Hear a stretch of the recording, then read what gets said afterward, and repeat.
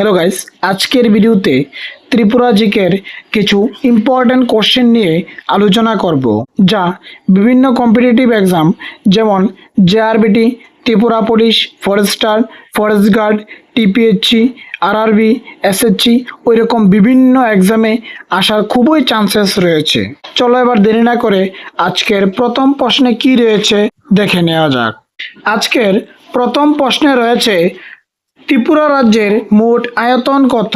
ত্রিপুরা রাজ্যের মোট আয়তন হচ্ছে 10,491.69 বর্গ কিমি।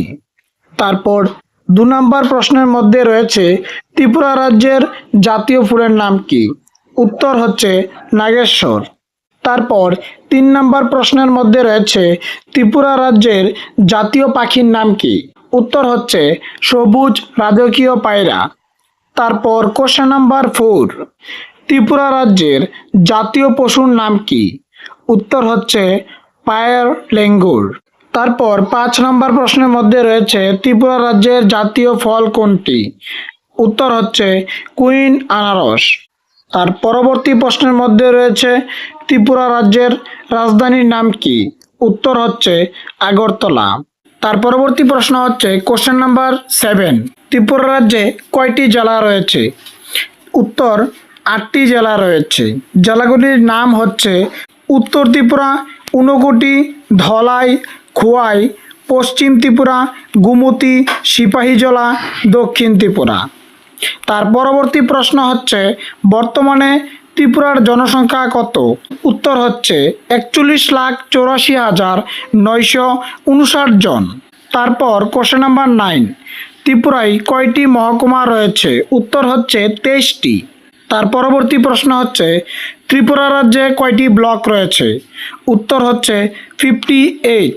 তারপর ত্রিপুরার জাতীয় গাছের নাম কি? উত্তর হচ্ছে বট গাছ। কোশ্চেন নাম্বার 12, ত্রিপুরা ভারতের কোন প্রান্তে অবস্থিত? উত্তর হচ্ছে উত্তর পূর্ব প্রান্তে। তার পরবর্তী প্রশ্ন, কত সালে ত্রিপুরা কেন্দ্রশাসিত অঞ্চলের মর্যাদা পায়?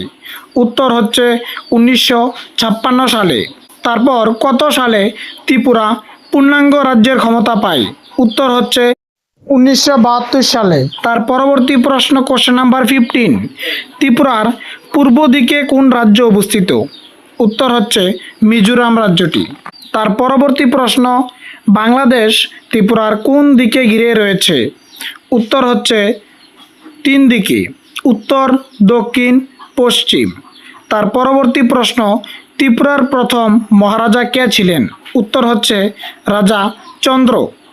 তার পরবর্তী প্রশ্নে রয়েছে, উজ্জয়ন্ত প্রাসাদ কবে স্থাপিত হয়? উত্তর হচ্ছে 1900 সালে। তারপর ত্রিপুরার শেষ রাজার নাম কি? উত্তর হচ্ছে মহারাজা বীর বিক্রম কিশোর মাণিক্য। তারপর কোশ্চেন নাম্বার 20, রাজ্যের প্রথম মুখ্যমন্ত্রী কে? উত্তর হচ্ছে শ্রী শচীন্দ্রলাল সিং। তার পরবর্তী প্রশ্ন, রাজ্যের উপজাতি মুখ্যমন্ত্রী কে ছিলেন? উত্তর হচ্ছে প্রয়াত দশরথ দেব। তারপর রয়েছে, রাজ্যের সবচেয়ে বড় স্টেডিয়াম কোনটি? উত্তর হচ্ছে দশরথ দেব স্টেট স্পোর্টস কমপ্লেক্স।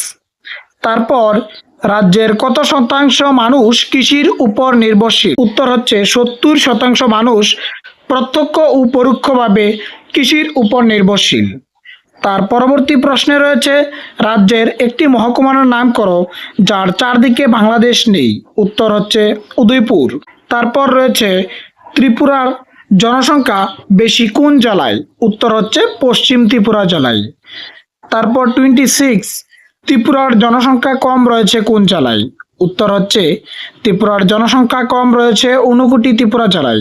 তারপর ত্রিপুরার দীর্ঘতম নদীটির নাম কি? উত্তর হচ্ছে মনু নদী, 166 কিমি। তারপর ত্রিপুরার আন্তর্জাতিক সীমানার দৈর্ঘ্য কত? অর্থাৎ ত্রিপুরার বাংলাদেশের সাথে দৈর্ঘ্য কত রয়েছে?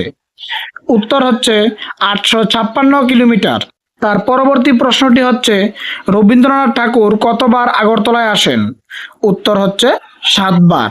তারপর কোশ্চেন নাম্বার 30, ত্রিপুরার সর্ববৃহৎ লেকটির নাম কি?